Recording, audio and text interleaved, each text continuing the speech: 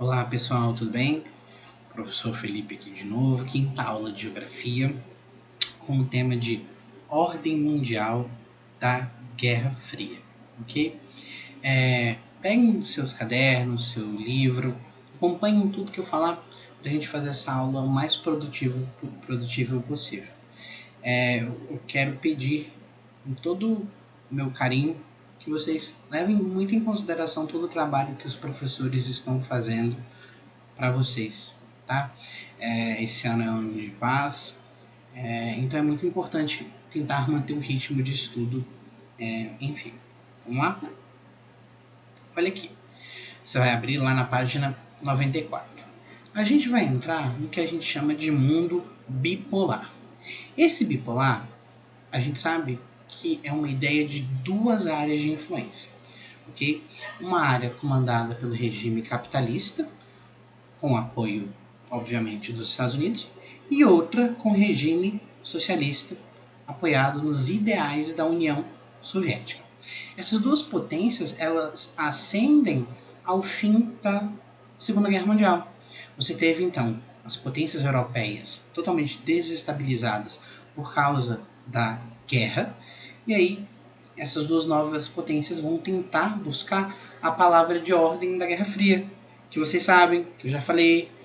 Lembra pra mim, qual é a palavra de ordem da Guerra Fria? Tô esperando. Hegemonia, correto? Então, o objetivo da Guerra Fria era uma busca constante pela hegemonia. Para a gente entender essa organização, nós precisamos entender essas duas conferências aqui. As conferências de Alta e a conferência de Potsdam, elas tentaram organizar o espaço europeu e também organizar as áreas de influência tanto do sistema capitalista quanto do sistema socialista. Então, olha aqui, quando a gente fala da Conferência de Alta, nós temos a organização da Alemanha após a guerra. O que acontece? Incluir sua divisão em zonas de ocupação e a eliminação de sua indústria bélica e a perseguição aos criminosos de guerra. Então, a galera que comandava, que ganharam a guerra, elas sentavam e foram tentar organizar como o mundo ia ser feito agora. Então, você tem os principais representantes do mundo naquele momento: o Churchill, o Roosevelt, o Stalin, fazendo essa organização. Beleza? Na Conferência de Potsdam, a Alemanha e a cidade de Berlim são divididas em 4 zonas de ocupação, sob comando do Reino Unido, França, Estados Unidos e União Soviética. Muito importante isso aqui. A Coreia é dividida entre Estados Unidos e União Soviética, e o Japão ele vai estar sob ocupação dos Estados Unidos. Lembrando que o Japão estava do lado da Alemanha durante a Segunda Guerra Mundial. Olha aqui, essa divisãozinha aqui é para você entender a divisão da Alemanha nesse período. Você tem então uma parte comandada pela União Soviética, uma parte comandada pelos Estados Unidos, França e Reino Unido, ok? 3 lados socialistas, 3 partes capitalistas e uma parte socialista. Essa imagem aqui, ela vai representar a cortina de ferro, que é o limite ideológico. Tudo que tiver de laranja faz parte do bloco socialista. E tudo que está de verde faz parte do bloco capitalista. Tá? Lembrando que a cortina de ferro ela não é a mesma coisa do Muro de Berlim. O Muro de Berlim era um limite físico, ok? Enquanto a cortina de ferro ela era um limite ideológico.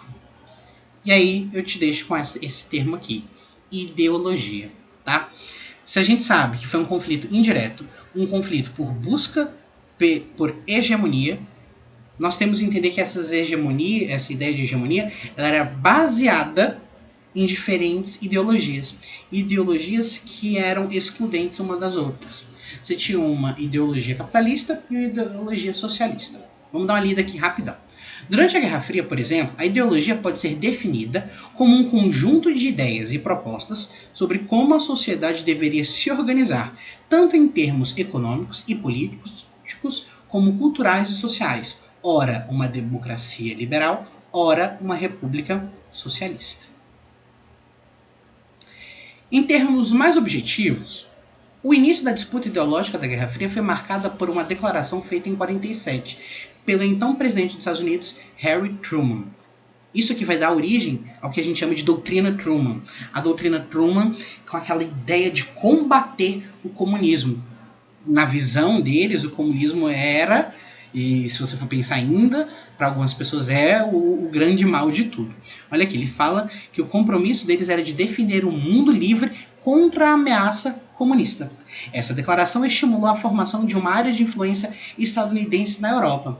Aqui a gente tem que entender que essa área de influência estadunidense na Europa também estava pautada no Plano Marshall. No Plano Marshall, que era aquele plano de reestruturação, de reconstrução europeia, uma ajuda financeira feita pelos Estados Unidos, que tinha como objetivo,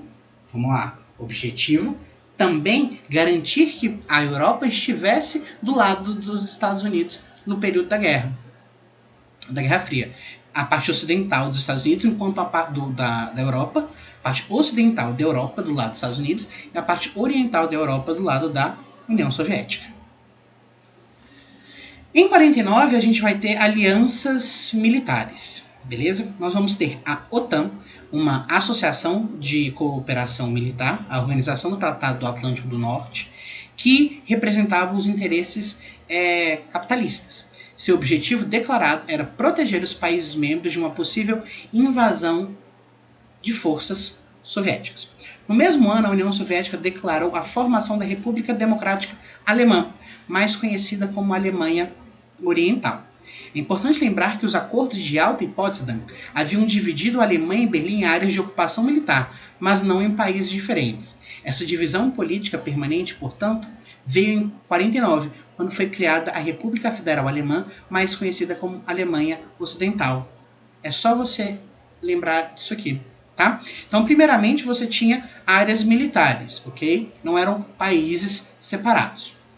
Quando a gente tem, então, a criação da RDA, República Democrática Alemã, do lado socialista, nós também temos a República Federativa Alemã do lado capitalista. Em resposta à OTAN, a União Soviética criou o Pacto de Varsóvia. Tá? Estavam então aqui estabelecidos as áreas de influência dos Estados Unidos e da União Soviética. O limite entre as duas áreas ficou conhecido como Cortina de Ferro. Então você tem a divisão literal aqui. Você tem a parte capitalista, a parte socialista, a OTAN representando os militares da parte capitalista e o Pacto de Varsóvia representando os interesses da União Soviética militares. Você tem a Cortina de Ferro como limite ideológico disso. Você inicialmente teve a Alemanha dividida em 4 zonas de influência, depois você tem a Alemanha dividido agora em 2. Uma parte, a RDA socialista, e a RFA capitalista. Voltem, deem uma olhada nos mapas que vai facilitar o entendimento disso aqui.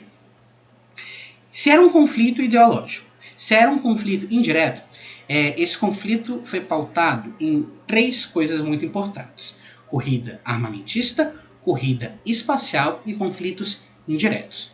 A corrida armamentista ela tem a ver com o final ali da Segunda Guerra Mundial. A gente sabe do desenvolvimento de armas nucleares dos Estados Unidos.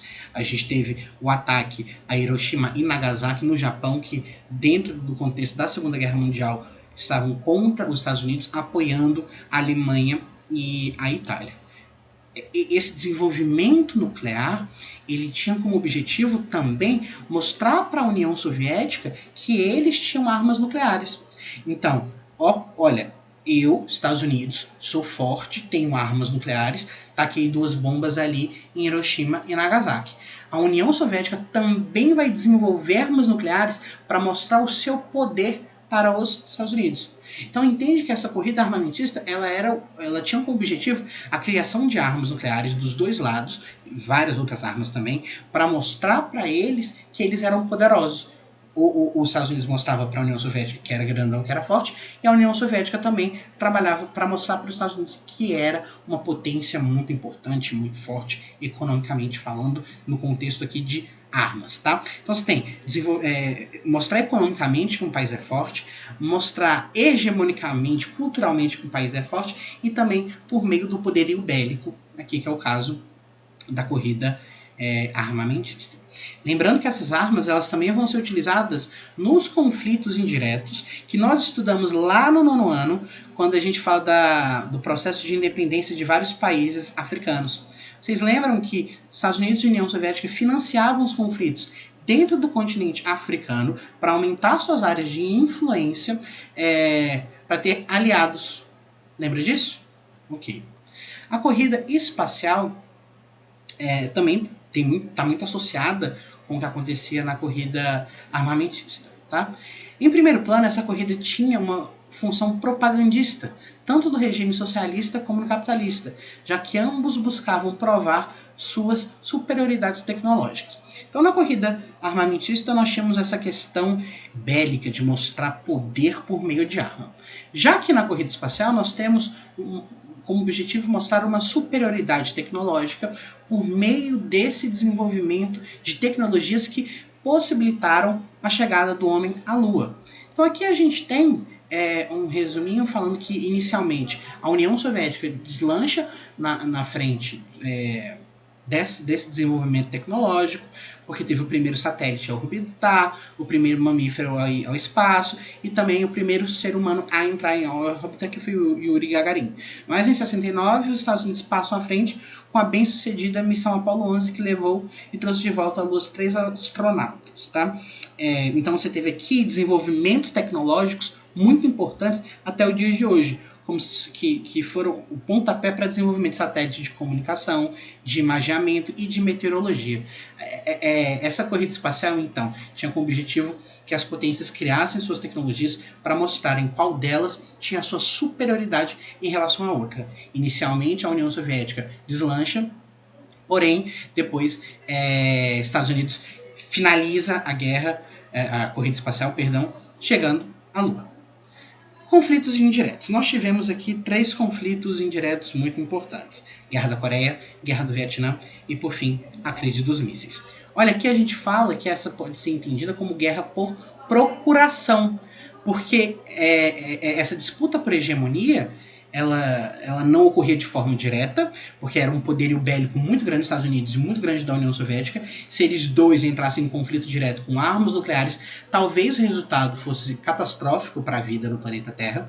E aqui a gente tem então eles fazendo o quê? Eles indo ali e auxiliando em conflitos diretos, incentivando os conflitos indiretos. No paralelo 38, a gente teve a divisão da Península Coreana do lado socialista e do lado capitalista. Lembrando que até hoje não ocorreu a unificação da Península Coreana, continua a Coreia do Norte um regime comunista totalmente autoritário e a Coreia do Sul desenvolvida no interesse capitalista aliado aos Estados Unidos. Até hoje existe uma tensão muito grande. Então, quando a gente fala hoje dos conflitos que acontecem, por exemplo, do Kim Jong-un com o Donald Trump, você tem que entender que esse problema volta lá no período da Guerra Fria. A Guerra Fria foi o pano de fundo da divisão da Península Coreana entre uma parte capitalista e uma parte socialista. A Guerra do Vietnã foi uma grande perda para os Estados Unidos. Eles tiveram aproximadamente 2,5 milhões de soldados foram lutar e 50 mil deles morreram nessa batalha. Lembrando que os Estados Unidos ele tinha tanto um poder tecnológico, um poder bélico muito maior do que o Vietnã, os Vietcongs, porém eles não tinham conhecimento geográfico, eles não conseguiram se adaptar ao clima da região, que é muito quente e chuvoso, a uma floresta densa, e acabaram perdendo muitas batalhas e no final saem em retirada porque não conseguiram lutar contra esses Vietcongs. Também aqui você tinha um movimento hippie surgindo nos Estados Unidos nesse momento, tá? E aí eles propagavam que você tinha que fazer amor e não guerra, toda aquela ideia dos hippies contra a guerra. Então você criou uma visão muito desagradável desse conflito. Eles começaram a denegrir tudo isso e a população começou a cobrar o fim da guerra, porque você tinha muitas mortes. Então, isso representou um fracasso muito grande dos Estados Unidos, abalou a doutrina Truman, porque eles não conseguiram lutar contra o Vietnã. Então o Vietnã ele continuou, ocorre a unificação do Vietnã, o Vietnã do Norte e o Vietnã do Sul se juntam agora dentro de um regime socialista. Essa imagem aqui representa a crise dos mísseis. Foi aquele momento da história em que a União Soviética colocou os mísseis na ilha de Cuba, voltada para os Estados Unidos, e os Estados Unidos colocaram seus mísseis ali na Turquia, apontados para a União Soviética. Nós tivemos esses mísseis, nós tivemos um momento de tensão muito grande, porque se ocorresse de fato um conflito entre eles, as coisas teriam acabado. A gente sabe que isso não aconteceu porque nós aqui estamos vivos, tranquilos em casa. Final da Guerra Fria. Então você percebe que os Estados Unidos, capitalista, investindo muito dinheiro, muito poderoso, muito potente, show de bola. A União Soviética, uma economia planificada, ela não conseguia acompanhar o desenvolvimento tecnológico, não tinha o mesmo poder econômico que os Estados Unidos. Então a década de 80 da União Soviética ela é marcada por uma crise muito grande. Então você tinha em tese, né, no regime socialista, o fim das desigualdades sociais. Só o que acontece aqui? A gente sabe que essa desigualdade social ela continua acontecendo, porque você tinha os políticos, um poder muito grande, comandando cheio de privilégios, enquanto a galera proletária, trabalhadora, passava fome, estava sofrendo bastante. Então nós tivemos duas medidas aqui, a Perestroika e a Glasnost, adotadas pelo Mikhail Gorbachev. Perestroika significa reestruturação. A ideia aqui era criar uma abertura econômica.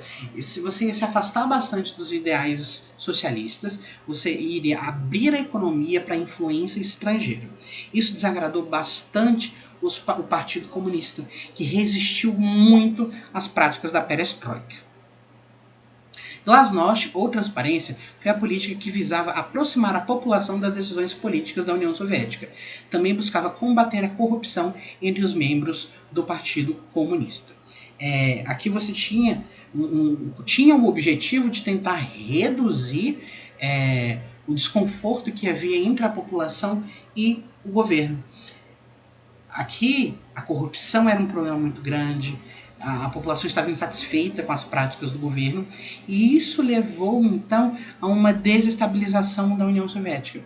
A União Soviética não foi capaz de acompanhar a tecnologia, o gasto que acontecia dentro da Guerra Fria em comparação ao regime capitalista. Nós tivemos, então, duas práticas, a Perestroika e a Glasnost. A Perestroika, a abertura econômica que tentaria incentivar uma economia mais dinâmica, mais parecida com o capitalismo, e a Glasnost, que é o quê? A prática de transparência, tentando unir a população juntamente com o governo, mas nenhuma delas vai dar certo, ok? Pessoal, eu quero que vocês peguem lá o livro de vocês e façam para mim os exercícios das páginas. Prestem atenção. Quero que vocês façam os exercícios da página 109 e 110, ok? 109 e 110, que depois eu vou fazer a correção, tá? Estou com muita saudade de vocês, espero que estejamos todos tranquilos, estudando bastante. Um abraço, até a próxima. Tchau, tchau.